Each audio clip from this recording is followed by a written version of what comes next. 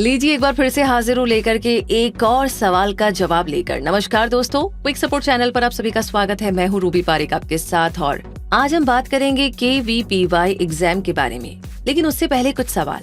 क्या आप science subject में इंटरेस्ट रखते हैं? और क्या आप 11th, 12th या फर्स्ट ईयर में साइंस स्ट्रीम से एजुकेशन ले रहे हैं? और क्या आप साइंस में फर्दर स्टडी का प्लान भी रखते हैं? अगर आपका जवाब हाँ है तो KVPY प्रोग्राम आपके लिए सूटेबल है और आपको इसके बारे में जरूर से जानना चाहिए। इसलिए हमने आज का ये वीडियो बनाया है ताकि आपको KVPY एग्जाम के बारे में पूरी जानकारी मिल सके और आप इसका फायदा उठा सके। तो इस वीडियो को लास्ट तक जरूर देखिएगा। तो चलिए शुरू करते हैं। KVPY का मतलब है किशोर वैज्ञानिक प्रोत्साहन योजना और ये बेसिक साइंसेज के फील्ड का एक नेशनल लेवल फेलोशिप प्रोग्राम है। इसमें हर साल IISc यानी Indian institute of sciences Bangalore द्वारा KVPY एप्टीट्यूड टेस्ट कंडक्ट किया जाता है। आपको ये भी बता दें कि ये फेलोशिप प्रोग्राम 1999 में लॉन्च हुआ और ये गवर्नमेंट ऑफ इंडिया के साइंस एंड टेक्नोलॉजी डिपार्टमेंट से फंडेड है। इस प्रोग्राम का पर्पज स्टूडेंट्स को साइंस के रिसर्च फील्ड में करियर बनाने के लिए एनकरेज करना है और इस प्रोग्राम के लिए एलिजिबल स्टूडेंट्स को प्री PhD लेवल तक स्कॉलरशिप्स और ग्रांट्स ऑफर की जाती है। ये एक ऑनलाइन एग्जाम होता है जिसमें सिलेक्शन उन स्टूडेंट्स में से किया जाता है जो 11th क्लास से लेकर बेसिक साइंसेज के किसी भी अंडर ग्रेजुएट प्रोग्राम के फर्स्ट ईयर में हो, जैसे BSc, BS, B state, B math, integrated MSc और इंटीग्रेटेड MS, और जिनमें साइंटिफिक रिसर्च का एप्टीट्यूड भी हो। वैसे एप्टीट्यूड टेस्ट होने के बाद शॉर्ट लिस्टेड स्टूडेंट्स का इंटरव्यू होता है और फेलोशिप के लिए एप्टीट्यूड टेस्ट और इंटरव्यू दोनों के मार्क्स कंसीडर किए जाते हैं। तो आइए अब आगे KVPY एग्जाम के क्राइटेरिया के बारे में जानते हैं। KVPY फेलोशिप इंडियन नेशनल्स को दी जाती है जो इंडिया में ही अपनी हायर एजुकेशन कंटिन्यू करना चाहते हैं और ऐसे स्टूडेंट्स जो अंडर ग्रेजुएट प्रोग्राम को डिस्टेंस एजुकेशन स्कीम से कर रहे हैं या करने वाले हैं, वो इस फेलोशिप के लिए अप्लाई करने के लिए एलिजिबल नहीं होते हैं। KVPY एग्जाम में 3 स्ट्रीम्स होती है, SA, SX और SB। SA स्ट्रीम ऐसे स्टूडेंट्स के लिए होती है जो भी क्लास 11th में है और जो साइंस की स्टडी कर रहे हैं। SX 12th क्लास में साइंस पढ़ने वाले स्टूडेंट्स के लिए और SB ग्रेजुएशन के फर्स्ट ईयर में बेसिक साइंस स्टडी कर रहे स्टूडेंट्स के लिए है। तो आइए इन तीनों के बारे में डिटेल में जानते हैं। SA स्ट्रीम जिन स्टूडेंट्स ने क्लास 10th बोर्ड एग्जाम पास कर लिया हो और जो 11th क्लास में साइंस स्ट्रीम में एनरोल करने के लिए एलिजिबल हो, उन स्टूडेंट्स को इस एग्जाम के लिए अप्लाई करना चाहिए। लेकिन उन्हें ये ध्यान में रखना होगा कि उनका क्लास 10th में मिनिमम 75% मार्क्स के साथ मैथ्स और साइंस सब्जेक्ट्स में पास होना जरूरी है।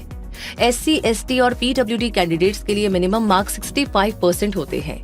ये फेलोशिप सिलेक्टेड स्टूडेंट्स के लिए तभी एक्टिवेट हो जाएगी जब वो 12th board exams science subjects में मिनिमम 60% से पास करेंगे और बेसिक साइंस में अंडर ग्रेजुएट कोर्स को ज्वाइन करेंगे। दूसरा है SX स्ट्रीम। ऐसे स्टूडेंट्स जिन्होंने क्लास 12th में साइंस स्ट्रीम में एनरोल करा लिया हो, वो इस स्ट्रीम के लिए अप्लाई कर सकते हैं। लेकिन ऐसे स्टूडेंट्स को मिनिमम एग्रीगेट 75% मार्क्स के साथ class 10th board exam mathematics और साइंस सब्जेक्ट्स के साथ पास करना जरूरी है। SC, ST और PWD कैंडिडेट्स के लिए मिनिमम मार्क्स 65% होते हैं और ये भी कंपलसरी कंडीशन है वो स्टूडेंट्स बेसिक साइंसेज में अंडर ग्रेजुएट प्रोग्राम ज्वाइन करने का इरादा भी रखते हो। फेलोशिप के लिए सिलेक्ट होने वाले ऐसे स्टूडेंट्स को क्लास 12th में भी मिनिमम 60% मार्क्स सिक्योर करने होंगे और उनकी फेलोशिप तभी एक्टिवेट होगी जब उनका बेसिक साइंसेज में अंडर ग्रेजुएट कोर्स ज्वाइन करना कंफर्म होगा। अब आता है नंबर 3 पर SB स्ट्रीम। ऐसे स्टूडेंट जिन्होंने 12th बोर्ड एग्जाम पास कर लिया हो और फर्स्ट ईयर में आ गए हैं और बेसिक साइंसेज कोर्स कर रहे हैं, जैसे BSc, BS, B state, B math, integrated MSc और इंटीग्रेटेड MS, तो ऐसे स्टूडेंट्स इस एप्टीट्यूड टेस्ट के लिए अप्लाई कर सकते हैं। ऐसे स्टूडेंट के क्लास 12th में मिनिमम 60% मार्क्स होने चाहिए और उन्हें फर्स्ट ईयर के फाइनल एग्जाम में भी मिनिमम 60% मार्क्स सिक्योर करने होंगे। SC, ST और PWD कैंडिडेट्स के लिए मिनिमम मार्क्स 50% होते हैं। क्राइटेरिया जान लेने के बाद अब आगे जानते हैं KVPY एग्जाम के पैटर्न के बारे में। ये एग्जाम ऑनलाइन होता है जिसमें क्वेश्चन पेपर में इंग्लिश और हिंदी भाषा में सवाल आते हैं। इसमें मल्टीपल चॉइस क्वेश्चंस पूछे जाते हैं। इस एग्जाम की ड्यूरेशन 3 घंटे होती है और टोटल मार्क्स 100 होते हैं, यानी कि 100। इस पेपर में फिजिक्स, केमिस्ट्री, मैथमेटिक्स और बायोलॉजी सब्जेक्ट्स के सवाल पूछे जाते हैं और इस एप्टीट्यूड टेस्ट की तैयारी के लिए आपको NCERT की बुक्स जरूर पढ़नी चाहिए। इस पेपर के 2 सेक्शंस होते हैं, पार्ट 1 और पार्ट 2, और इन दोनों ही पार्ट्स में 4 सेक्शंस होते हैं। स्ट्रीम ऐसे में सारे क्वेश्चंस अटेम्प्ट करना कंपलसरी होता है, जबकि स्ट्रीम SB और SX में ये ऑप्शन होता है कि स्टूडेंट्स पार्ट 1 में कोई भी 3 सेक्शंस अटेम्प्ट करें और पार्ट 2 में कोई भी 2 सेक्शंस को अटेम्प्ट करे। स्ट्रीम ऐसे के क्वेश्चन पेपर में टोटल 80 क्वेश्चंस होते हैं, जिनमें से पार्ट 1 में 60 और पार्ट 2 में 20 क्वेश्चंस होते हैं। पार्ट 1 का हर क्वेश्चन 1 मार्क का होता है, जबकि पार्ट 2 का हर क्वेश्चन 2 मार्क्स का होता है। पार्ट 1 में इनकरेक्ट आंसर के लिए 0.25 मार्क्स डिडक्ट हो जाते हैं, जबकि पार्ट 2 में 0.5 मार्क्स इनकरेक्ट आंसर के लिए काट दिए जाते हैं। एसबी और एसिक्स स्ट्रीम एग्जाम्स में टोटल 120 क्वेश्चंस होते हैं, जिनमें से केवल 80 क्वेश्चंस अटेम्प्ट करने होते हैं। इनके मार्क्स 100 होते हैं। इनमें पार्ट 1 में 80 क्वेश्चंस होते हैं और हर क्वेश्चन 1 मार्क का होता है, और इस पार्ट में इनकरेक्ट आंसर के 0.25 मार्क्स कटते हैं, जबकि पार्ट 2 में 40 क्वेश्चंस होते हैं और हर क्वेश्चन के 2 मार्क्स होते हैं, जिनमें रॉन्ग आंसर के 0.5 मार्क्स डिडक्ट होते हैं।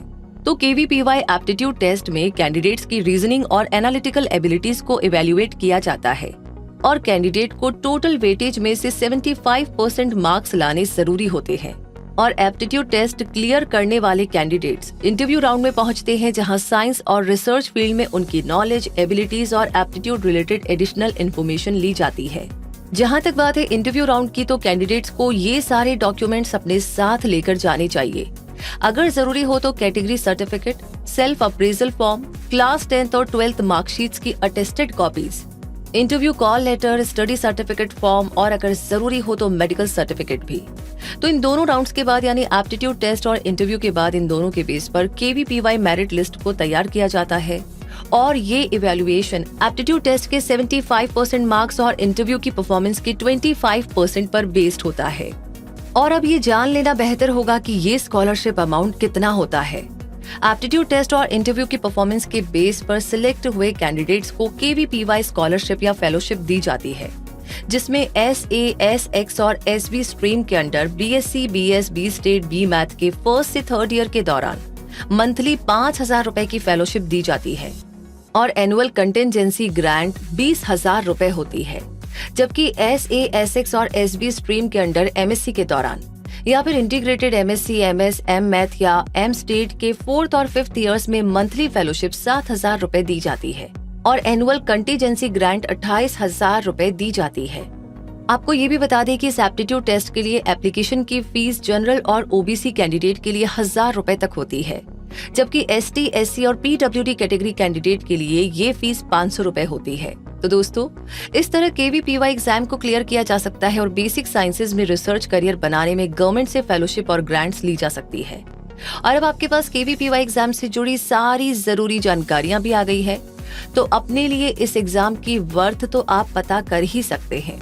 और अगर आपको लगता है कि ये वीडियो किसी के लिए बहुत जबरदस्त काम कर सकता है, तो प्लीज उनके साथ इस वीडियो को जरूर शेयर करें, राइट? जो हमारे लिए काम का है अच्छी बात है, और जो अगर हमारे काम नहीं है या है तो भी हम बाकी लोगों के साथ इसे शेयर करना ना भूले। पता नहीं किस मोड़ पे, कहां पर कोई आइडिया आपको ठीक लगे और शायद आपकी कैलकुलेशन में ये जानकारी फिट हो जाए और वो आपका फ्यूचर बन जाए। होने को कुछ भी हो सकता है, लेकिन उसके लिए लाइक करने के साथ साथ शेयर जरूर करें। और अगर आज ही आप हमसे जुड़े हैं, हमारी फैमिली का हिस्सा बने हैं, तो आपसे एक छोटी सी रिक्वेस्ट, बेल आइकन को प्रेस करने के साथ साथ हमारे चैनल को सब्सक्राइब भी कर लीजिए, ताकि कोई भी वीडियो का नोटिफिकेशन आप कभी भी मिस ना करें।